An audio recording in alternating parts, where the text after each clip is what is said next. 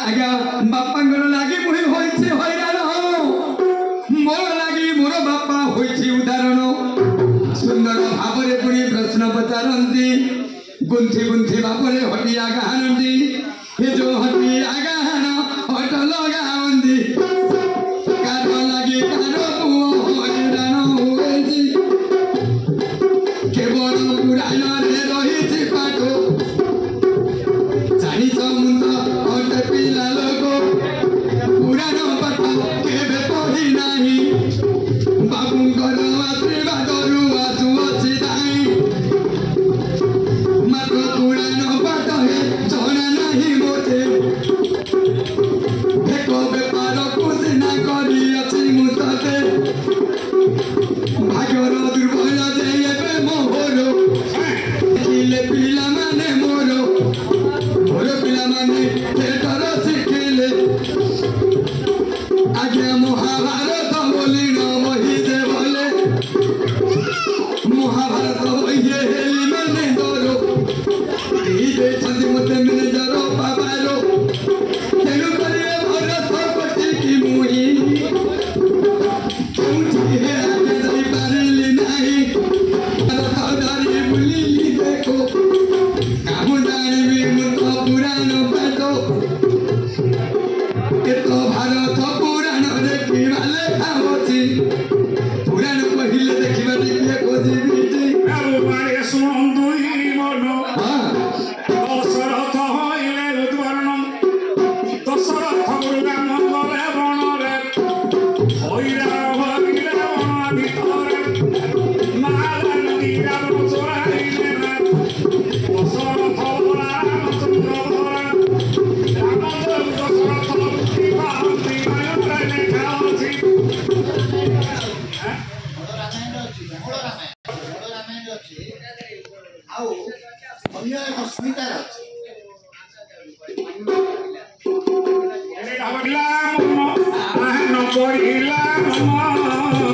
অন্য বহিরু ঘর দেবী বুঝাইনা অন্য বহিরু পুরাণ কহিব বুঝাই কহিব বুঝাই শুণুথিবে ମୋ ଦର୍ଶକ ମନ କର୍ଣ୍ଣ ଦେଇ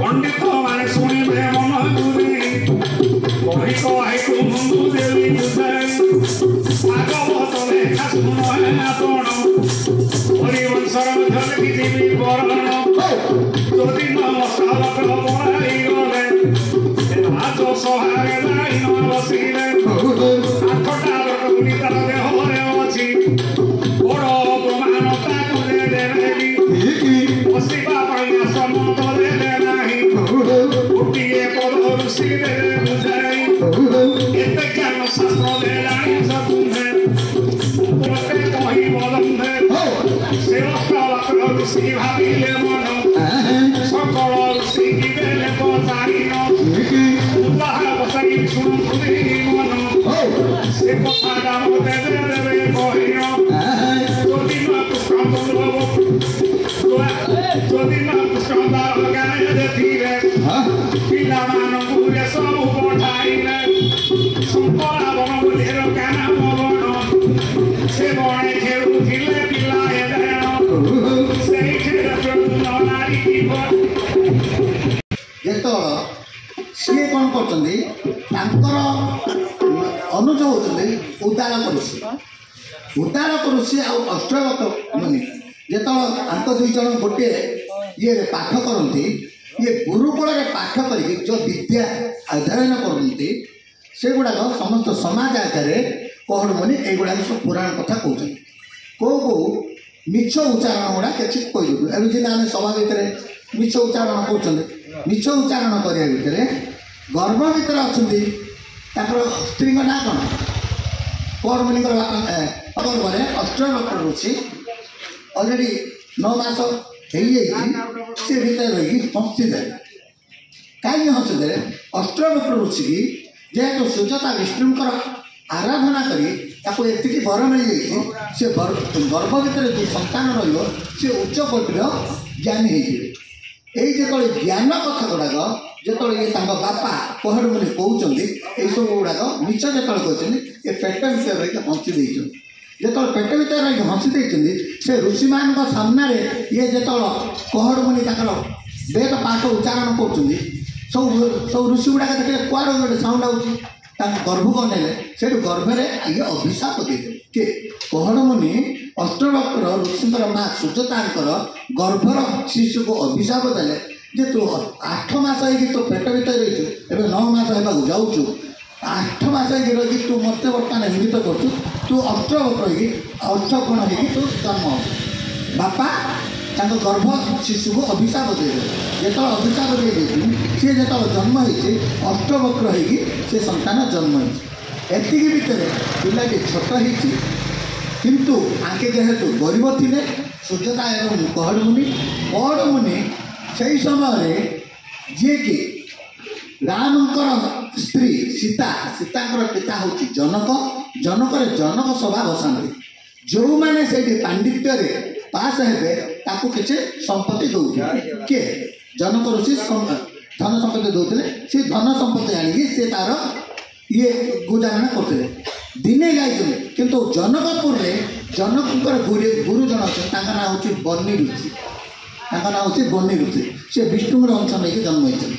ବନି ଋଷି ସବୁ ଯିଏ ପଣ୍ଡିତ ହେଉଥିବ ତାଙ୍କୁ ସେଠି ପରାସ୍ତ କରିଦେଉଥିଲେ।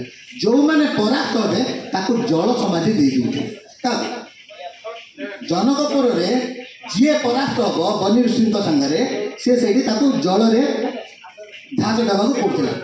ଦିନେ ଇଏ ପଇସା ପାଇଁ ଇଏ ଯେଉଁ କୋହଡ଼ ମୁନି ଯାଇଛନ୍ତି ଜନକ ସଭାକୁ, ଜନକ ସଭାରେ ଯେତେବେଳେ ଯୁକ୍ତି ତର୍କ କରି ପ୍ରଶ୍ନର ଉତ୍ତର ଠିକ୍ ପଡ଼ିଥିଲା କି ସୁଜାତାଙ୍କ ସ୍ତ୍ରୀ କୋହଡ଼ ମୁନି ସେଠି ଜଳ ସମାଧି ହେଇଯାଇଛି। ପିଲା ଗର୍ଭ ଭିତରୁ ଯେତେବେଳେ ପଦାକୁ ଆସିଛି, ପିଲାକୁ ଯେତେବେଳେ ବିଦ୍ୟାଳୟ ଗଲେ, ବିଦ୍ୟାଳୟରେ ସବୁ ଆକୁ ସବୁ କେରି କଲେ, କଲେ ଯେ ବାପା ନଥିବା ପିଲା ଜନ୍ମ ନଥିଲା, ବାପା ନଥିଲା। ଏଇ କଥା ହେଇକି ମାଆକୁ ଯେତେବେଳେ ପଚାରିଲେ, ପିଲା 6 ବର୍ଷ ହେଇଛି, 7 ବର୍ଷ ହେଇଛି। 7 ବର୍ଷ ପରେ ଯେତେବେଳେ ମାଆକୁ ଆଗେ ପଚାରିଲେ, ମାଆ କହିଛି ତୋ ବାପା ଜନକପୁରରେ ଜଳ ସମାଧି ଦେଇଯାଇଛି, ଯେହେତୁ ବିଦ୍ୟା ପାଇଁ ସେ ପରାସ୍ତ ହେଇକି, ନା ମୁଁ ଯିବି ବର୍ତ୍ତମାନ ଜନକପୁରକୁ, ବର୍ତ୍ତମାନ ମୋ ବାପାକୁ ଉଦ୍ଧାର କରିକି ଆଣିବି। ସେତେବେଳେ ଅଷ୍ଟବକ୍ର ଋଷି ଜନକପୁରକୁ ଯାଇଛନ୍ତି। ଜନକପୁରରେ ବାଦ ବିବାଦ ହେଇଛି। ଇଏ ତାର ପ୍ରଶ୍ନର ଉତ୍ତର ଦେଇଛନ୍ତି।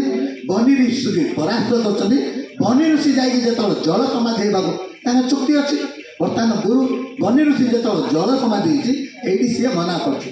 ତୁମେ ତାର ପ୍ରଶ୍ନର ଶ୍ଲୋକ କହିବାକୁ ଯାଉନି, କହିଲା ପରେ ତାର ବାକ୍ୟ ହେଇଯିବ। ଜନକ ଋଷିଙ୍କର ଇଏରେ ସେ ସେଇଠି ବାପାକୁ, ମୋ ବାପା ହେଉଛି ଅମକ କୋହଡ଼ ଋଷି, ବର୍ତ୍ତମାନ ତୁମେ ଜଳ ସମାଧି ଦେଇଛ, ତୁମର ଅଧିକାର ନାହିଁ ଜଣକୁ ପରାସ୍ତ ହେଲା ବୋଲି ତାକୁ ଜୀବନରେ ମାରିବା ପାଇଁ। ଯେତେବେଳେ ତୁମେ ପାପ କରୁଛ, ବର୍ତ୍ତମାନ ତୁମେ ଯଦି ସେଇ ପାପର ଉଦ୍ଧାର କରିବାକୁ ଚାହୁଁଛ, ତାହେଲେ ମୋ ବାପାକୁ ମୁକ୍ତି କର। ମୋ ବାପାକୁ ମୁକ୍ତି କରେଲେ ସେ ତା ବାପାକୁ ମୁକ୍ତି କରିଛି। ସେ ଜଳ ସମାଧିରୁ ସେ ମନ୍ତ୍ର ପଢ଼ି ତା ବାପା ଆସିଛନ୍ତି। ବାପା ପୁଅକୁ ଦେଖି ଆଲିଙ୍ଗନ କରିକି ପୁଅକୁ ଯେତେବେଳେ ଯାଇଛନ୍ତି, ପୁଅକୁ କହିଲେ ବାଟରେ ଗୋଟେ ସରୋବର ଦେଖିଲେ, ଏଇ ସରୋବରରେ ସ୍ନାନ କରେ। ସେଇ ଅଷ୍ଟବକ୍ର ଋଷି ଯାଇକି ସେ ସରୋବରରେ ସ୍ନାନ କରୁଛନ୍ତି। ସେଇଠି ମଧ୍ୟ ଦିବ୍ୟ ପୁରୁଷ ହେଇକି ବାହାରିଛନ୍ତି, 2 ଜଣ ବାପା ପୁଅ ମାଆଙ୍କ ପାଖକୁ ଆସିଛନ୍ତି।